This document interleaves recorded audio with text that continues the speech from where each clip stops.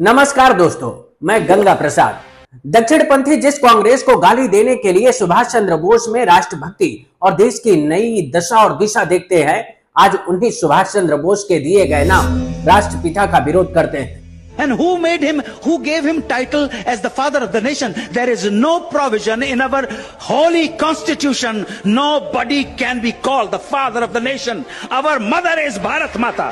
सोचिए, सुभाष चंद्र बोस के दिए नाम राष्ट्रपिता को आम जनमानस ने स्वीकारा, महात्मा गांधी को राष्ट्रपिता का दर्जा सम्मान के साथ दिया। उस नाम को दक्षिणपंथी विचारधारा वाले सिरे से खारिज करते हैं।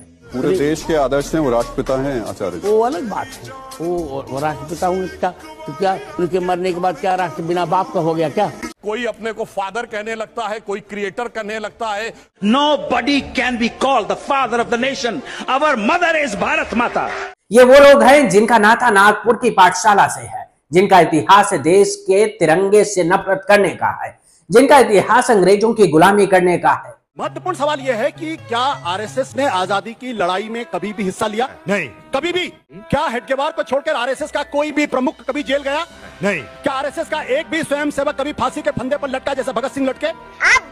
क्या चंद्रशेखर आजाद की तरीके से शहादत दी? नहीं। एक भी जेल नहीं गया हेडगेवार साहब को छोड़ के। वो पूछ रहे हैं कि देश का राष्ट्रपिता कौन? Nobody can be called the father of the nation. Our mother is Bharat Mata. Annu Kapoor का ये दावा कि किसी राष्ट्र का कोई पिता नहीं होता है, सिर्फ भारत में ही महात्मा गांधी को राष्ट्रपिता कहा गया, ये दावा बिल्कुल सरासर झूठ है, क्योंकि इन जैसे लोग इतिहास के पन्नों को नहीं पलटते, वरना इतनी बड़ी शख्सियत के बारे में जाहिलों जैसी बात कभी नहीं करते। 80 कंट्रीज में आज इस व्यक्ति के पुत लगे, 80 कंट्रीज में।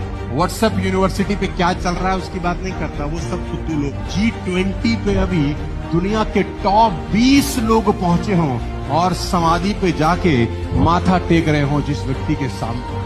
आदमी की ताकत समझ, और वो आदमी है तो नहीं, वो तो नहीं कह रहा कि मेरे आगे आके झुको। क्योंकि जिनको महात्मा गांधी को राष्ट्रपिता कहने में शर्म आती है, वो कहते हैं कि किसी राष्ट्र का कोई पिता नहीं होता। उनको सच सुनना चाहिए। अमेरिका में आमतौर पर जॉर्ज वाशिंगटन को राष्ट्रपिता कहा जाता है, शेख मुजीब को बांग्लादेश का राष्ट्रपिता कहा गया, अफ्रीका के कई देशों में स्वाधीनता संग्राम के नायकों को राष्ट्रपिता कहा गया। इसी तरह से होजे दे सा मार्टिन पेरू के राष्ट्रपिता कहे जाते हैं। मारिया रेमी डियाज अर्जेंटीना की राष्ट्रमाता कही जाती है। इनमें से ज्यादातर को तो संविधान में ही राष्ट्रपिता घोषित कर दिया गया।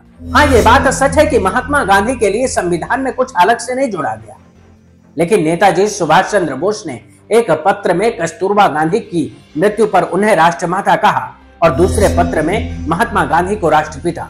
यहीं से गांधी को ये उपाधि मिली, जिसे देश तो स्वीकार करता है पर दक्षिणपंथी नहीं।